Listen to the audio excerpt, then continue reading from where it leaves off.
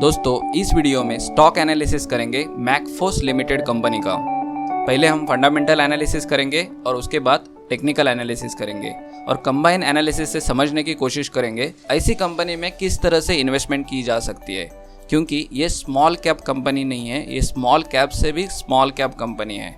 अगर हम लोग स्क्रीनर वेबसाइट पे चले जाते हैं तो आप देख सकते हैं इस कंपनी का नाम है मैकफोर्स लिमिटेड। ये BSE के साथ लिस्टेड है, NSE के साथ लिस्टेड नहीं दिख रही है। उसके साथ साथ मार्केट कैप जो है इस कंपनी का ओनली 290 करोड़ रुपीस का है। ये कंपनी रिसेंटली लिस्ट हुई है। आप देख सकते हैं 3 मार्च 23 के बाद का ही डेटा है। उस टाइम पे इस शेयर की प्राइस 157 रुपीज़ चल रही थी। इसने जो हाई दिया वो था 405 रुपीज़। इसकी जो बुक वैल्यू है वो अराउंड 18 रुपीज़ की है। और ये कंपनी की वेबसाइट पे अगर आप चले जाओगे तो इस कंपनी का नाम है ROBU.in। तो ये कंपनी मेनली आप देख सकते हैं इधर ड्रोन्स में या फिर अलग अलग इलेक्ट्रॉनिक्स आइटम में डील करती है। तो ये छोटी कंपनी है। अगर इस छोटी कंपनी का हमें एनालिसिस करना है तो किस तरह से एनालिसिस करना ज़रूरी होता है और हमें क्या ध्यान में रखना ज़रूरी होता है, ये हम इस वीडियो के जरिए समझने की कोशिश करने वाले हैं। तो अगर मैकफोर्स लिमिटेड के क्वार्टरली रिजल्ट पे चले जाते हैं तो आप देख सकते हैं ये हाफ ईयरली रिजल्ट्स है। तो कभी भी स्क्रीनर वेबसाइट पे आओगे तो ये एक्सपेक्ट मत करना कि हर बार आपको क्वार्टरली रिजल्ट ही मिल सकते हैं, हाफ ईयरली रिजल्ट्स भी हो सकते हैं। तो इस कंपनी का सितंबर 2022 में 35 करोड़ का रेवेन्यू था। उसके बाद उन्होंने मार्च 23 में 44 करोड़ का रेवेन्यू पोस्ट किया है, जो कि अच्छा रेवेन्यू है। अगर प्रॉफिट एंड लॉस स्टेटमेंट में जाएंगे तो आप देख सकते हैं 16 करोड़ के बाद 27 करोड़, बाद में 55 करोड़, अभी 80 करोड़ तक का उन्होंने रेवेन्यू अचीव किया है। उनका ऑपरेटिंग मार्जिन कंसिस्टेंटली ग्रो होते हुए दिख रहा है। उनका नेट प्रॉफिट है वो भी अच्छा खासा ग्रो हो रहा है। आप देख सकते हैं लास्ट क्वार्टर में 44 करोड़ का रेवेन्यू था, लास्ट 6 मंथ में, सॉरी नॉट क्वार्टर्स, ठीक है। तो उसमें आप देख सकते हैं कि 6 मंथ में 44 करोड़ का रेवेन्यू था और उसके सामने उन्होंने 4 करोड़ का नेट प्रॉफिट अर्न किया था। अगर आप प्रॉफिट एंड लॉस स्टेटमेंट में जाओगे तो उधर आप देख सकते हैं 44 करोड़ 6 मंथ में, लेकिन इधर साल भर में 55 करोड़ हो रहा था और 5.90 करोड़ का नेट प्रॉफिट आ रहा था। तो अभी वो कंपनी और स्केल कर रही है और अच्छे से स्केल कर रही है। लगातार उनके नेट प्रॉफिट इंक्रीज हो रहे हैं, लगातार उनका ऑपरेटिंग मार्जिन भी इंक्रीज हो रहा है। तो कंपनी अच्छे खासे रेट से इंक्रीज होते जा रही है, उनका रेवेन्यू कंटिन्यूसली बढ़ते हुए दिख रहा है। अगर बैलेंस शीट में जाएंगे तो आप देख सकते हैं शेयर कैपिटल कुछ भी नहीं था। उसके बाद सडनली उन्होंने 8.84 करोड़ का शेयर कैपिटल बनाया, जिस टाइम पे उन्होंने इस कंपनी को शेयर मार्केट के साथ लिस्ट किया। तो बहुत सारे शेयर होल्डर इसमें ऐड हो गए। उनका रिजर्व कंटिन्यूसली बढ़ते हुए दिख रहा है। बोरोइंग्स जो है वो थोड़ी बहुत बढ़ रही है, लेकिन 1:1 है। उसके बाद फिक्स असेट भी उनके ग्रो हो रहे हैं। तो ओवरऑल कंपनी अच्छे तरह से ग्रो हो रही है। छोटी कंपनी है लेकिन अच्छे से ग्रो हो रही है। उनका अगर हम लोग इन्वेस्टर सेक्शन में जाएंगे तो प्रमोटर्स के पास 73% होल्डिंग है और FIS के पास 0.77 और DIS के पास 1.30%। तो हम लोग वापस जाकर शेयर होल्डिंग पैटर्न नहीं देखेंगे। आप अगर चाहिए तो प्रमोटर्स की होल्डिंग इधर से देख सकेंगे। अगर आप देख सकते हैं तो फाउंडर्स के पास इक्वली शेयर होल्डिंग है 25%। तो ये नई कंपनी दिखती है। कंपनी अभी स्टार्ट कर रहे हैं 2020 में और वो अभी ग्रो होते हुए दिख रही है। तो ओवरऑल स्क्रीनर पे इतना ही देखने के लिए है। हम लोग मूव करेंगे और हमारा फाइनेंशियल मॉडल देखते हैं। फाइनेंशियल मॉडल में हमारे पास 4 साल का डेटा है और उसके बाद हम लोगों ने अजम्पशन के लिए आगे का डेटा लिया हुआ है। आप लोगों को पता होगा कि हम लोग डेटा कैसा लेते हैं। अगर आप लोगों को पता नहीं है, आप फर्स्ट टाइम वीडियो देख रहे हो, तो हमारा यूट्यूब चैनल चेक करो। उसमें हम लोगों ने फंडामेंटल एनालिसिस की पूरी सीरीज़ अपलोड की हुई है। उस सीरीज़ को आप देख के समझ सकते हैं और इस तरह के मॉडल्स क्रिएट कर सकते हैं। तो अभी हम लोग कंटिन्यू करते हैं। शेयर प्राइस जो है वो 325 रुपीज़ की चल रही है। नंबर ऑफ शेयर 0.88 करोड़ के हैं। इक्विटी रिस्क प्रीमियम हम लोगों ने 8% का लिया है। Risk free rate 7.30%। Levered beta महंगा है क्योंकि कंपनी छोटी है, तो उसके कंपैरेटिवली लीवर्ड बीटा बहुत ही महंगा है 1.93। अभी देखेंगे तो उनका जो रेवेन्यू है वो 68% से ग्रो हो रहा है। उसकी जगह पे हम लोगों ने 30% का रेवेन्यू ग्रोथ पकड़ी है और उसके सामने हम लोगों ने 25% की ग्रोथ पकड़ी है नेक्स्ट फ्यू ईयर्स में, यानी कि 27-28 में 25 और उससे पहले 30% की ग्रोथ आती है। अगर यही ग्रोथ हमें मिलेगी तो अच्छी ही रहेगी हमारे लिए। अदर इनकम ग्रो हो रहा है तो वो हम लोगों ने वही रेट शो में कंसिडर किया है, लेकिन तो इसको अभी हम लोग कम करते हैं 20%। उसके बाद टोटल एक्सपेंसेस जो है वही हम लोगों ने लिए हैं। फाइनेंस बोरोइंग कॉस्ट जो है वो सेम रखी है। डिप्रिशिएशन एंड अमोर्टाइजेशन जो है वो 30% का दिखा रहा है, जो कि ज़्यादा है। हम लोग 8% के हिसाब से जा रहे हैं क्योंकि लेटेस्ट रिजल्ट में 8% का दिख रहा है। इतना ज़्यादा डिप्रिशिएशन नहीं दिखेगा आपको फ्यूचर में, क्योंकि कंपनी जैसे स्केल होती जाएगी उनके असेट ज़्यादा डिप्रिशिएट वाले नहीं रहेंगे। उसके बाद बैलेंस शीट पे चले जाते हैं। कैश फ्लो उतना अच्छे से मैनेज नहीं हो रहा है, वर्किंग कैपिटल उतना अच्छा मैनेज नहीं हो रहा है। इन्वेंट्री डेज बहुत है, पेएबल डेज बहुत कम है और रिसीवेबल डेज अच्छे हैं कंपैरेटिवली पेएबल, लेकिन इन्वेंट्री उनके पास बहुत दिनों तक रहती है, तो ये अच्छी बात नहीं होती। उसको हम लोग कैश कन्वर्जन साइकिल बोलते हैं, जो कि अच्छा नहीं है इस कंपनी के लिए अभी के लिए, ठीक है, क्योंकि छोटी कंपनी है तो उनको कैश कन्वर्जन साइकिल मैनेज करना थोड़ा डिफिकल्ट जाता होगा। अभी अगर हम लोग देखें, असेट जो है वो 90% से ग्रो हुए हैं, हम लोगों ने 30% से कंसिडर किया है क्योंकि कंपनी अभी ऑलरेडी थोड़ी बहुत बड़ी हुई है। फिक्स असेट देखें तो 275% इतना नहीं बढ़ते हैं, हम लोगों ने 30% से ग्रो किए, 5 करोड़ के 15 करोड़ हो जाएंगे। इधर कंपनी बहुत छोटी थी तो उन्होंने इतने फिक्स असेट ग्रो किए हैं, अगर इससे बेहतर ग्रो करेंगे तो अच्छी बात होगी। उसके बाद टोटल नॉन करंट असेट जो है वो 25% से हम लोगों ने कंसिडर किए हैं। कैश जो है वो अराउंड 1 करोड़ की रख रही है कंपनी, उनके पास बोरोइंग में लोन है, इधर हम लोगों ने लोन जो है वो माइनस किया है। आगे आप देख सकते हैं इधर कैश उनके पास अच्छी खासी बच रही है। टोटल करंट लायबिलिटी ज़्यादा है 111%, वो हम लोगों ने 35% कंसिडर की है ग्रोथ हुई है। 37% जो इधर दिख रही है, लेकिन उसके बाद उन्होंने जीरो रखी है तो हम लोगों ने भी जीरो ही रखी है। तो ओवरऑल बैलेंस शीट में इतने नंबर्स नहीं हैं देखने के लिए, इवन इनकम स्टेटमेंट में नहीं है क्योंकि बहुत छोटी कंपनी है, तो उसके कंपैरिजन में उनके नंबर्स भी बहुत छोटे रहेंगे। अभी अगर हम लोग आगे बढ़ते हैं और देखते हैं तो 16 करोड़ का रेवेन्यू 80 करोड़ हुआ है, हम कंसिडर कर रहे हैं 80 करोड़ का रेवेन्यू 275 करोड़ तक जाते हुए, क्योंकि कंपनी छोटी है तो स्केल होने के लिए इजी उनके पास अवेलेबल मार्केट रहेगा और वो मार्केट वो लोग इजीली एक्सेस कर सकते हैं, जिससे उनका रेवेन्यू अच्छा खासा ग्रो होते हुए दिखेगा। और वो ऑलरेडी अच्छा परफॉर्म कर रहे हैं तो वही परफॉर्मेंस कंटिन्यू रखते हैं तो उनका रेवेन्यू 275 करोड़ तक जाते हुए दिख सकता है। 7 करोड़ का जो नेट इनकम है वो अराउंड 28 करोड़ तक जाते हुए दिखेगा। इधर उन्होंने अच्छी ग्रोथ की है, इधर भी आपको ग्रोथ अच्छी दिख सकती है। उसके बाद बैलेंस शीट पे आते हैं। बैलेंस शीट 33 करोड़ की है, हम लोग 147 करोड़ तक कंसिडर कर रहे हैं कि नेक्स्ट 5 ईयर तक जानी चाहिए। उनके पास जो बोरोइंग्स है वो जीरो होते हुए दिख रही है, लेकिन शायद अगर बोरोइंग्स रखते भी है तो भी कंपनी में इतना डिफरेंस नहीं दिखेगा। फिर हम लोग जाएंगे DCF वैल्यूएशन में।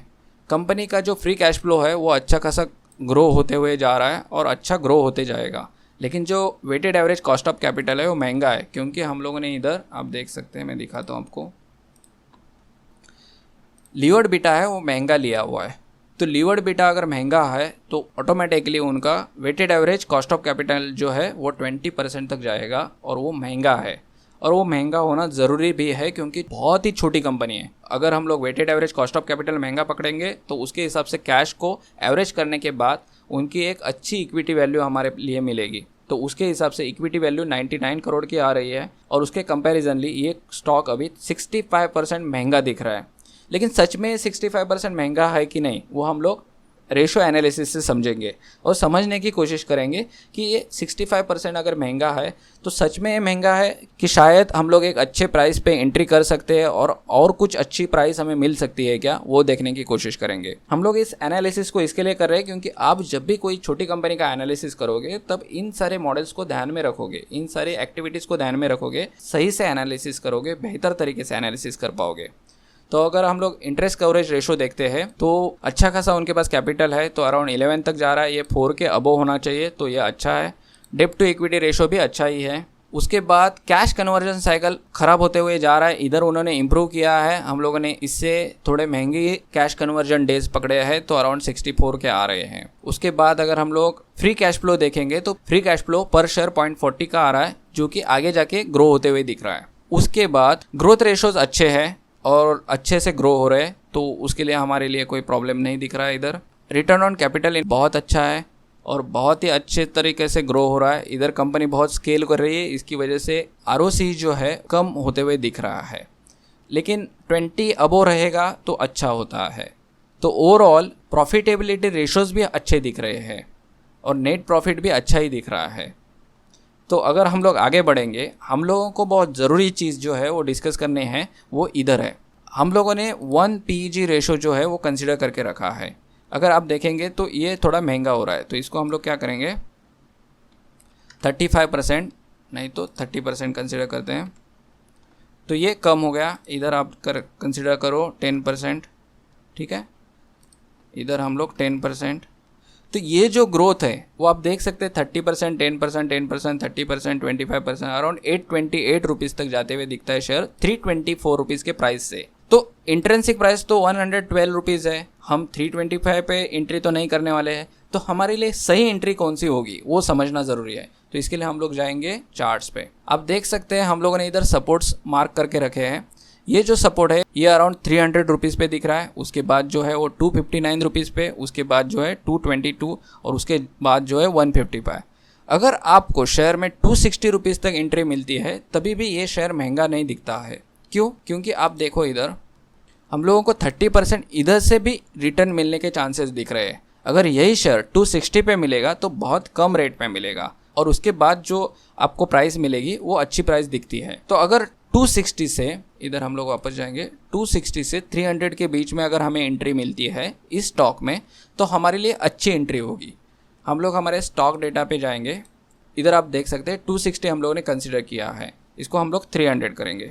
अभी इस डेटा को हम लोग वापस एक बार चेक करेंगे पीई के साथ। जब कोई स्टॉक अच्छा खासा ग्रोथ में होता है तो पी जो होता है वो 36, 30, 25 नहीं होता है, इससे बेहतर तरीके से बढ़ता है।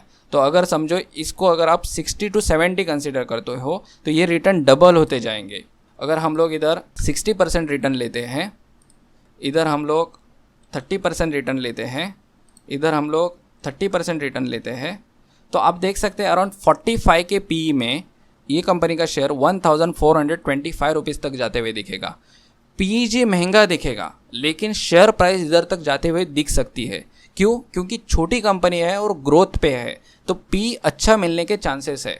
अगर कंपनी को पी अच्छे मिलते हैं तो कंपनी की शेयर प्राइस इधर तक बढ़ती हुई दिख सकती है। अभी आपके माइंड में एक कन्फ्यूजन आएगा, हम लोग पीईजी को ओवर वैल्यूड क्यों कर रहे हैं और पी को हम लोग क्यों ध्यान दे रहे हैं? हम लोग पीजी को या पी को हम लोग ध्यान नहीं दे रहे हैं, हम लोग एक चीज़ देखने की कोशिश कर रहे हैं कि शेयर प्राइस किधर तक जा सकती है। अगर शेयर होल्डर्स 45 का पी देते हैं तो क्या प्राइस जा सकती है, अगर शेयर होल्डर्स बिलो पीजी रहेगा तो क्या प्राइस जा सकती है, वो देखने की हम लोग इधर से कोशिश कर रहे हैं। और उसके साथ साथ हमारे जब मॉडल में जाते हैं तो हम लोग अगर 300 रुपीज़ की प्राइस लेते हैं तो प्राइस कितनी पॉसिबल लगती है। इधर आप देख सकते हो 1152 रुपीज़ तक प्राइस पॉसिबल लग रही है, लेकिन ये प्राइस महंगी जाती हुई दिखती है। तो अगर शेयर हम लोगों को 300 रुपीज़ के नीचे मिलता है, यानी कि 250 रुपीज़ तक मिलता है, हम लोग वेट करते हैं, तो ये प्राइस अच्छी होना पॉसिबल दिखता है। अभी वापस मॉडल पे जाते हैं, देखो अच्छी होना पॉसिबल दिखता है अगर शेयर को पी मिलता है 45 का। अगर वो पी 45 का नहीं मिलता है और बिलो रहता है तो आप लोगों को जो हम लोगों ने प्रीवियस रिटर्न दिखाए थे, यानी कि शेयर 828 रुपीज़ तक जाते हुए दिख सकता है। तो ये हम लोगों को समझना होता है कि कभी भी हम एंट्री करते किसी स्टॉक में, अगर वो स्टॉक थोड़ा बहुत ओवर वैल्यूड होता है तो उसको बेच के हम लोग वापस नीचे एंट्री कर सकते हैं। क्योंकि स्टॉक आप देख सकते हैं डायरेक्टली ग्रो होता है, उसके बाद नीचे आता है, फिर वापस ग्रो होता है, फिर नीचे आता है।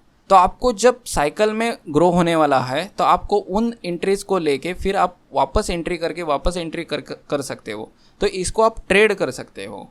तो जैसे कि स्टॉक जब इधर से ग्रो हुआ तो आप देखो 132% का गेन दिया, फिर वापस नीचे आया, फिर इधर से ग्रो हुआ, फिर 57% का ग्रोथ दिया। तो हमारे लिए क्या होगा, 40% का ग्रोथ कंसिडर करना होगा।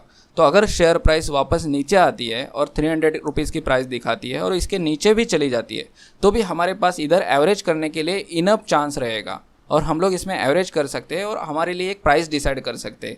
समझो प्राइस 300 रुपीज़ पे आती है तो 300 रुपीज़ के प्राइस के बाद कितना 40% का रिटर्न रह सकता है। देखो 15 रुपीज़ तक जाते हुए दिखता है अगर 40% का रिटर्न लाना है तो हमारे लिए एक साल के अंदर में उतना रिटर्न आ सकता है कि नहीं, वो हमें कैसे समझ में आएगा, हमें समझ में आएगा इस मॉडल के पास से। तो हमें 421 रुपीज़ की प्राइस मिलती है तो हमारा 40% का रिटर्न अचीव होगा। तो उसके बाद हम लोग उस शेयर को बेच के वापस नीचे बाय कर सकते हैं, वापस खरीद सकते हैं, वापस बेच सकते हैं। तो ये हमारे लिए एक एक्टिविटी रह सकती है इस तरह के स्टॉक जब हम ट्रेड करेंगे तब, क्योंकि हमारे मॉडल के हिसाब से इसकी जो कंसिस्टेंट प्राइस है अगर वो ग्रो होती है 45 के हिसाब से तो हमें अच्छा रिटर्न आएगा, लेकिन 45 के हिसाब से ग्रो नहीं हो रही है तो हमें इसको ट्रेड करने की ज़रूरत होगी। शायद इसमें हम लोग सही से ट्रेड नहीं कर सके तो भी हमें 40-30% रिटर्न्स मिल ही सकते हैं, हमें इसमें लॉस नहीं दिखता है। तो ओवरऑल इस लेसन में हमें इतना ही समझाना था कि अगर छोटी कंपनी है, बहुत छोटी है और उसका ग्रोथ बहुत अच्छे से हो रहा है तो हम लोग इसमें ट्रेड कैसे कर सकते हैं और किस तरह से इसमें इन्वेस्टमेंट कर सकते हैं। आपको मल्टीपल कंपनीज़ का एनालिसिस करना होगा और आपको समझना होगा कंपनीज किस तरह से ग्रो हो रही है, किस तरह से हमें उसमें एंट्री करनी चाहिए।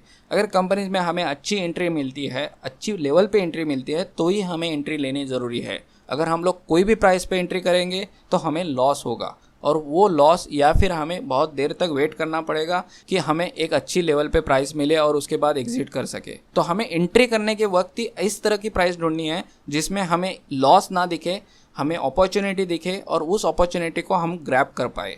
एक साल के अंदर में 40-60% का रिटर्न के लिए हम लोग जा सकते हैं।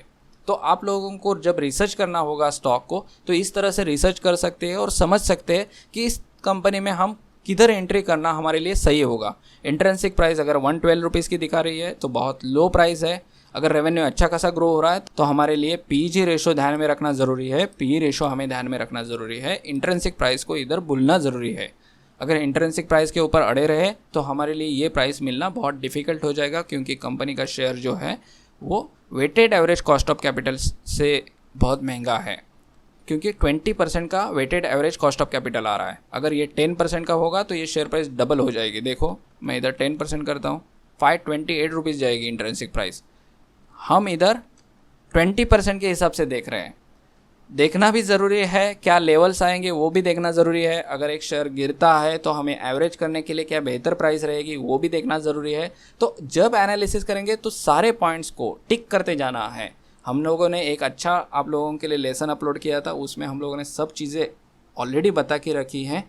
आपको उसको ध्यान में रखते हुए उसको देखना होगा, सही से समझना होगा, तभी आप अच्छे स्टॉक्स पिक कर पाओगे और अच्छे स्टॉक्स में इन्वेस्टमेंट कर सकोगे।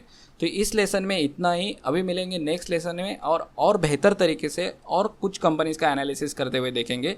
हम लोग देख रहे हैं अलग अलग फॉर्मेट में अलग अलग कंपनीज़ को ढूंढने के बाद हम लोग उसमें इन्वेस्टमेंट करने के बारे में सोच रहे हैं और ये देख रहे हैं कि इस तरह की कंपनीज़ को किस तरह से एनालिसिस करने के बाद हमें किस तरह के रिटर्न आ सकते हैं और क्या रिटर्न्स हमें एक्सपेक्ट करने ज़रूरी होंगे। अगर हमें रिटर्न्स मिनिमम 40% चाहिए तो हमें कौन से प्राइस पे एंट्री करना है और किस तरह से हमें एग्जिट करना है वो हमारे पास ऑलरेडी प्लान होना चाहिए। अगर किसी भी स्टॉक में एंट्री करते हैं तो सिर्फ देख के स्टॉक में एंट्री नहीं करना है। हम लोग ब्लाइंडली एंट्री नहीं करेंगे और हम लोग समझ के एंट्री करेंगे। ये सिर्फ लर्निंग पॉइंट ऑफ व्यू से स्टॉक था, इसका एनालिसिस हमने सिर्फ लर्निंग पॉइंट ऑफ व्यू से किया है। तो आप लोगों को लर्निंग पॉइंट ऑफ व्यू से ही ध्यान में रखना होगा और इसको हम लोग पोर्टफोलियो मैनेजमेंट के वक्त सही से और अच्छे तरीके से समझेंगे, क्योंकि हम लोगों ने अभी बहुत सारा पार्ट जो है वो कवर नहीं किया है। हम अभी स्टॉक एनालिसिस कर रहे हैं क्योंकि हमें पोर्टफोलियो मैनेजमेंट में ये सारे स्टॉक्स को यूज़ करना है इसके लिए। तो अभी इस लेसन में इतना ही, मिलेंगे नेक्स्ट लेसन में।